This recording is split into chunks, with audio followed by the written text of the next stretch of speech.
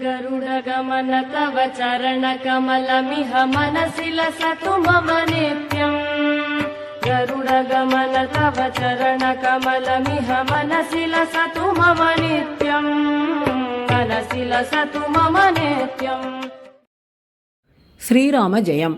நம்ம இன்னைக்கு காஞ்சிபுரத்தில் இருக்கிற விளக்கொளி பெருமாள் கோவில் தரிசனம் பண்ண வந்திருக்கோம்.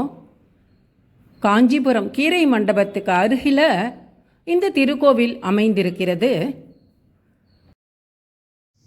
இந்த திருக்கோவில் திருமங்கை ஆழ்வாரால் மங்களாசாசனம் செய்யப்பட்டது.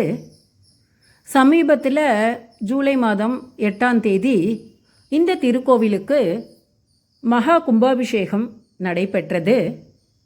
இப்போ நம்ம 3 நிலை கொண்ட ராஜகோபுரத்தை கடந்து சென்று இந்த திருக்கோவிலில் பெருமாளை தரிசனம் பண்ணலாம். இந்த சன்னிதானம் ஆண்டாள் சன்னிதானம். அப்படியே கொடிமரம், அதுக்கு பின்னாடி மூலவர் சன்னிதானம், விளக்கொளி பெருமாள், தீப பிரகாசர். இந்த சன்னிதானம் மகாலட்சுமி மரகதவள்ளி தாயாரா இங்கே அருள் புரியறாங்க. இப்போ நம்ம கருடன் சன்னதி கிட்ட வந்திருக்கோம். நேராக மூலவர் சன்னிதானம். இங்கே பெருமாள் ஸ்ரீதேவி பூதேவி சமேதராக நின்ற திருக்கோலத்தில் காட்சி கொடுக்கிறாரு. இந்த மண்டப முகப்பில் அழகான சிற்பங்கள். ஸ்ரீதேவி பூதேவி சமேதரா பெருமாள் அமர்ந்த திருக்கோலம்.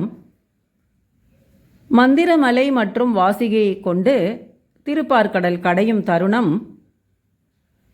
நின்ற திருக்கோலத்தில் ஸ்ரீதேவி பூதேவி சமேதரா பெருமாள்.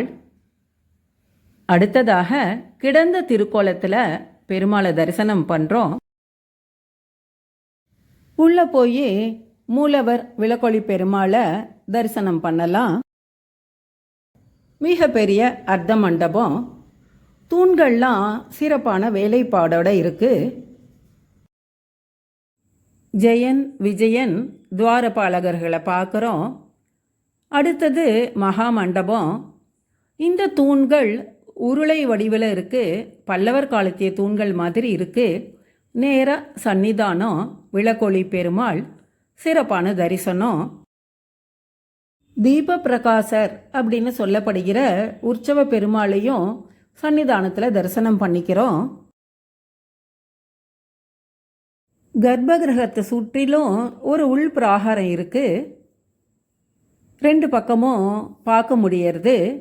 ஆனால் இப்போ அதை பூட்டி தான் வச்சுருக்காங்க.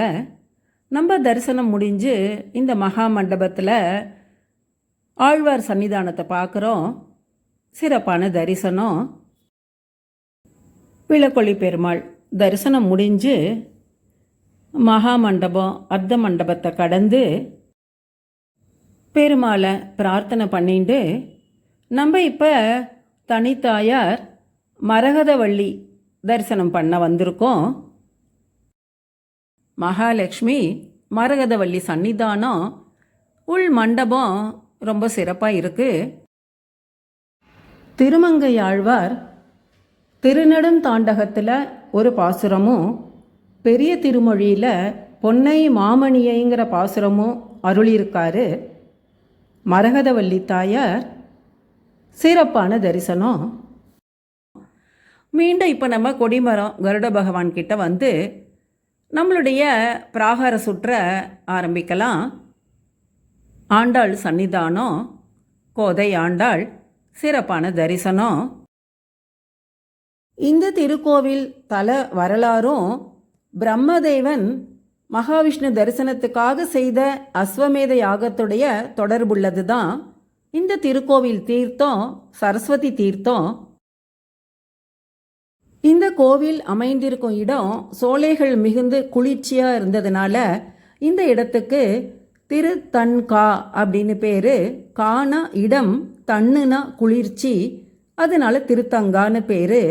அதே மாதிரி இந்த இடத்துல நீண்ட தர்பை புல் அதிகமாக இருந்ததுனால தூப்புல் அப்படின்னும் இந்த இடத்துக்கு பேர்.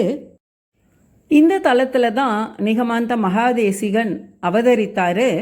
அவருடைய சன்னிதானம் இந்த கோவில்லையே இணைந்து இருக்கு.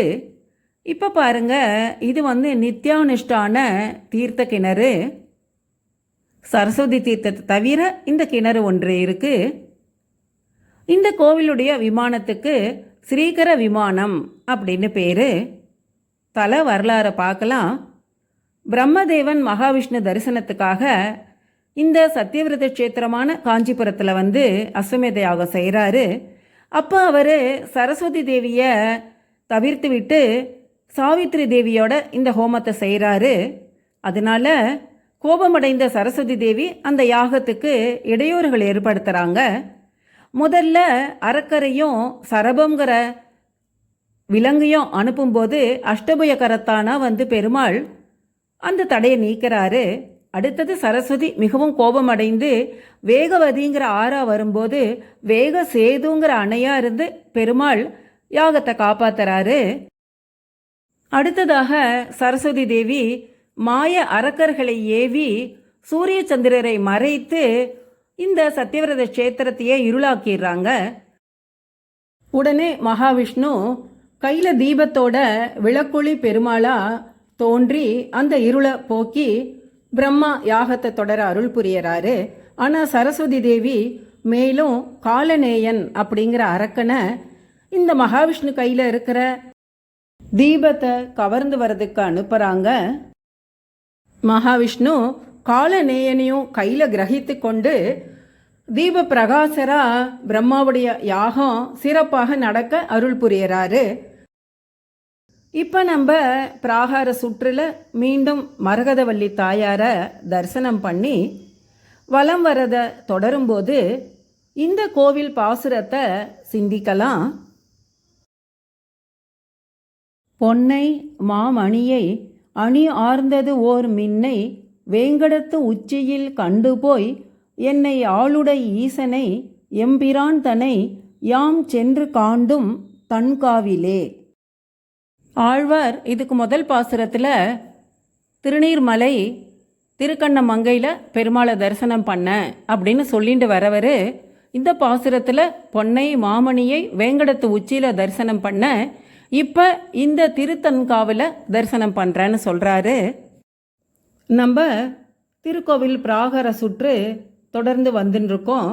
பாருங்க, அந்த 3 நிலை ராஜகோபுரம் நுழைவு வாயில் கிட்ட வந்திருக்கோம். திருமங்கையாழ்வார் திருநெடும் தாண்டகத்திலையும் ஒரு பாசுரம் இந்த திருக்கோவிலுக்கு செய்திருக்காரு.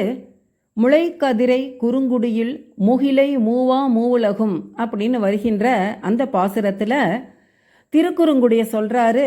அப்புறம் அரங்கநாத பெருமாளை சொல்கிறாரு. அதுக்கடுத்தது விளக்கொளியை மரகதத்தை திருத்தன்காவில் வெக்காவில் திருமாலை பாடக்கேட்டு அப்படின்னு வருது. பிராகார சுற்று நிறைவு பெற்று மீண்டும் கொடிமரம் கிட்ட விளக்கொளி பெருமாளை மனதார பிரார்த்தனை பண்ணிக்கிறோம். சர்வதந்திர ஸ்வதந்திரர் நிகமாந்த மகாதேசிகர் என்று சொல்லப்படுகிற தேசிகருடைய பிறந்த ஸ்தலம் இந்த துப்புல் தான்.